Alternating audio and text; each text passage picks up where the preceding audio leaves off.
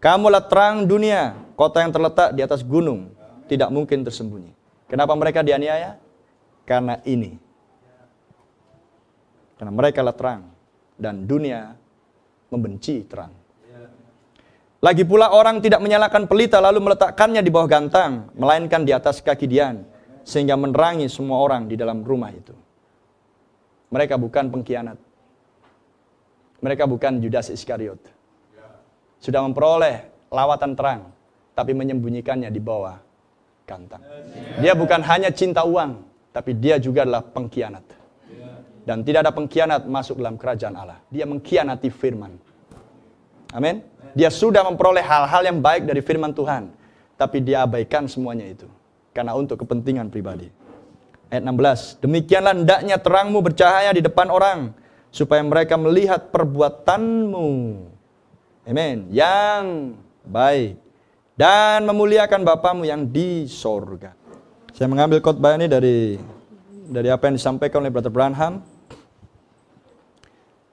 yang judulnya adalah demikianlah hendaknya terangmu bercahaya di hadapan semua orang. Amin. Bangkit dan bercahayalah, sebab terangmu telah datang. Apa yang dikatakan oleh Rasul Paulus, kamu adalah anak-anak terang, bukan anak-anak gelap. Apa yang dikatakan oleh surat Yohanes, berjalanlah di dalam terang, maka kamu akan beroleh persekutuan antara satu dengan yang lain, saudara dan saudarimu, sebab darah anaknya menyucikan Anda. Amen. Tuhan janjikan terang datang di zaman ini. Akan ada terang di waktu senja. Amen. Maka biarlah setiap anak-anak terang senantiasa berjalan di dalam terang tersebut. Dan dunia membenci terang itu. Dunia menolak terang itu. Karena Yesus berkata di kitab Yohanes, akulah terang dunia. Amin. Tetapi Farisi dan Saduki, Yahudi menolak terang tersebut. Amin. Karena mereka berasal, Yesus katakan, kamu berasal dari bawah, aku dari atas.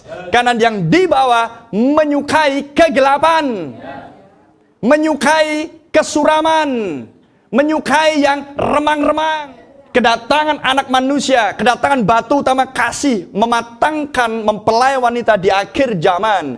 Tanpa kita, mereka semua tidak sempurna. Oh, brother and sister, Anda berada di masa kematangan telah tiba. Karena cahaya telah dinyatakan, terang telah dinyatakan. Amin. Dan itulah terang yang sama, Brother Branham mengatakan, untuk memisahkan gelap dan terang. Sehingga ada pemisahan total antara gelap dan terang. Amin. Karena Israel harus dipisahkan total. Jangan kamu mengambil pemuda untuk putrimu. Jangan kamu mengambil anak gadis untuk anakmu laki-laki, sehingga terjadi kawin-mawin.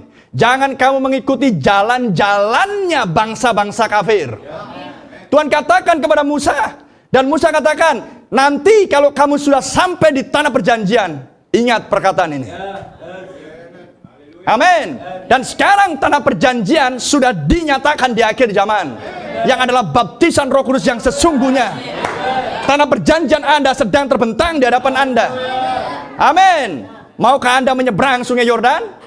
Karena di seberang sungai Yordan itulah baptisan Roh Kudus. Tanah warisan Anda berada. Haleluya. Dan jika Yesus mengatakan akulah terang dunia, maka Tuhan janjikan Joshua, Roh Kudus akan memimpin Anda untuk memasuki tanah perjanjian Anda dan untuk memiliki, menduduki tanah perjanjian Anda. Amin. Dan untuk siapa? Hanya untuk mereka yang suka dengan terang. Terang dinyatakan melalui kehidupan mereka yang memancarkan terang sang pengutusnya. Amin.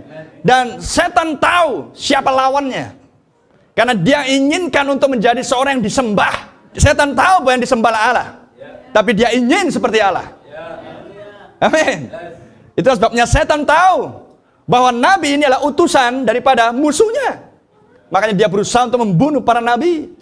Dan berpikir bahwa kalau aku bunuh nabi, maka terang akan padam. No sir. Allah lah Allah en morpe. Dia hanya mengganti topengnya. Stefanus, diaken itu, di kitab Tindakan. wajahnya terlihat seperti malaikat. Amin. Pastor Branham mengatakan bukan wajahnya bercahaya. Malaikatlah seorang yang diutus. Artinya adalah Stefanus berdiri sebagai seorang yang tahu apa yang sedang dia ucapkan. Karena dialah salah seorang anak terang di zaman tersebut. Haleluya. Dan dia mengucapkan kesaksian yang benar. Dia membawa orang Israel untuk tahu sejarah nenek moyangmu. Bagaimana Tuhan bekerja di zaman lampau. Dan sampai Tuhan menyatakan dirinya sebagai Immanuel. Itu yang membuat wajahnya bercahaya seperti malaikat. Tahu siapa dirinya. Mengucapkan hal-hal, amen, dengan berani, tanpa ada kompromi. Bahkan di hadapan para penyiksa, pembunuhnya sekalipun, dia tidak gentar. Dia tahu bahwa dirinya siap untuk mati. Amin. Dan dia tidak memiliki kesaksian mujizat dalam hidupnya, tapi kehidupannya benar. Bukan soal berapa hebat mujizat, doamu dikabulkan dan lain sebagainya, mengusir setan sekalipun. Apakah hidupmu benar? Itu yang menjadi poin utama. Tidak semua anggota gereja Alfa melakukan mujizat. Bahkan Yohanes Pembaptis pun tidak ada mujizat. Oh, brother and sister.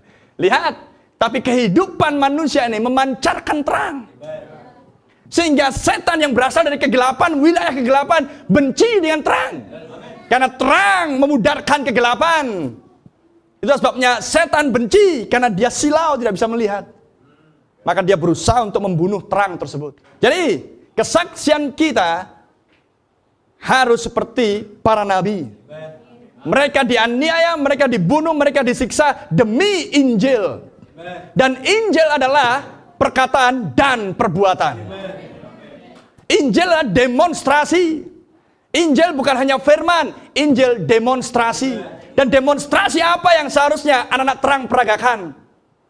Demonstrasi sebagai orang-orang utusan kota persegi 4. Duta besar kota persegi 4. Amin. Kota yang turun dari sorga. Glory. Dan Anda datang dari sorga untuk memancarkan akan nuansa sorga. Haleluya.